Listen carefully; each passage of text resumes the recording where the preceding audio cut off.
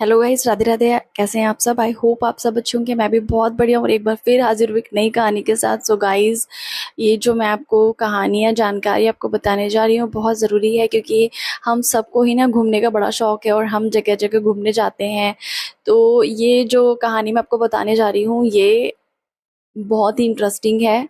तो चलिए बढ़ते हैं आगे। अनजाने स्थान और रहस्य, ये दो ऐसे शब्द हैं जिनका नाम सुनते ही लोगों की दिमाग की नसें तिल मिलाने लगती हैं।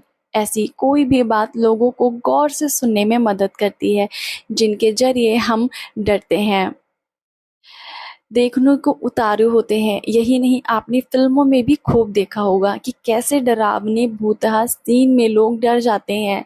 वो जंगलों में, इमारतों में अपनी जान बचाने के प्रयास या फिर ऊपरी चक्कर को ख़त्म करने के लिए भाग दौड़ करते हैं। लेकिन ये सब सच होता है? पता नहीं। क्या लोग वाकई में अकेले किलों में जाने से डरते हैं? क्या अमुक्त आत्माएं पुराने स्थानों में बसेरा बनाकर रहती हैं? ऐसे कई सवाल अक्सर आपके मन में भी आते होंगे। कई लोगों का मानना है कि हमारा देश बहुत आगे चला गया है और कई लोगों का मानना क्या है, हम भी ये चीज़ मानते हैं। दुनिया 21वीं सदी में प्रवेश कर चुकी है, विज्ञान काफ़ी तरक्की कर चुका है, मगर जहाँ तक अंधविश्वास की बात है तो अपनी जगह पर वो आज भी काम कर रहा है। दुनिया के तमाम देशों में पुराने राग अपनी जड़ फैलाए हुए हैं। भारत के परिप्रेक्ष्य में भी ये बात लागू होती है। यहाँ के लोग आज भी भूत प्रेत डायन आदि को मानते हैं, क्योंकि वो सच है। ऐसी कहानियों को बड़े चाव से सुनते हैं और कोई कोई तो बच्चे डर के मारे माँ को याद करने लगते हैं। सोचिए, वाकई में ये कहानियाँ हकीकत बनकर सामने आ जाए तो क्या होगा। ऐसा सोचकर कठोर से कठोर व्यक्ति भी कांपने लगता है। इतना ही नहीं, कुछ जानकार का मानना है भारत में कई ऐसी इमारतें हैं जो भारत यानी कि भारत देश में बहुत सारी ऐसी इमारतें हैं जो भूत प्रेत या भटकती आत्माओं के कारण सुर्खियों में रही हैं। ऐसे स्थान हजारों वर्षों से एक भयानक श्राप झेल रहे हैं। यहाँ जाने पर ऊपरी बाधा, ऊपरी चक्कर लोगों का नुकसान पहुंचा देते हैं। आज हम कुछ ऐसे किस्सों को जन्म देने वाली जगहों के पीछे की कहानी बता रहे हैं। हम आपको बताते हैं पिसावा के जंगल, यानी कि जो जंगल है, स्थानीय लोगों के अनुसार उत्तर प्रदेश के मथुरा जिले के देहात इलाके में एक ऐसी जगह भी है जिसके अंदर घुसने से पर्यटकों का कलेजा कांप जाता है।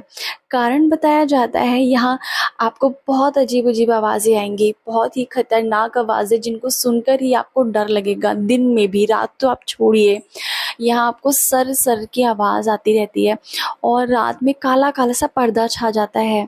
इतना ही नहीं, छाता तहसील के इस पिसावा नाम के गांव के पास यह स्थान तरह तरह के पेड़ों जैसे हींस, करील और जीवों का बसेरा भी है। यहाँ हजारों की संख्या में बंदर रहते हैं। पुराणों में लिखा गया है कि महाभारत में जब युद्ध खत्म हो गया था तो आचार्य द्रोण के महाबलशाली पुत्र अश्वत्थामा पांडवों की जय के बाद से जिन झाड़ियों में प्रवेश कर गए थे वे यही थी। घुमावदार जंगल के इस स्थान पर शनिवार को यज्ञ होता है। बड़ी संख्या में श्रद्धालु यहाँ परिक्रमा के लिए आते हैं। बच्चे, बूढ़े और महिलाएं तो आपको रोज ही मिल जाएंगी, लेकिन वे भी इन झाड़ियों के भीतर नहीं जाते। आप यदि परिक्रमा या पूजन के लिए जाना चाहते हैं तो वाहन चलते हैं, लेकिन यहाँ के प्रशासन और पदाधिकारियों ने अनदेखी कर इसकी प्रसिद्धि को अनजाना बना दिया है। मान्यता है कि पिसावा के पास झाड़ी वाले बाबा जंगल से अगर कोई भी लकड़ी लेकर बेचने जाता है तो उसका अनिष्ट होता है। और आप कितना भी आप उस कोशिश करें अपने घर ले जाने की, आप घर नहीं ले जा पाओगे वहाँ की लकड़ी।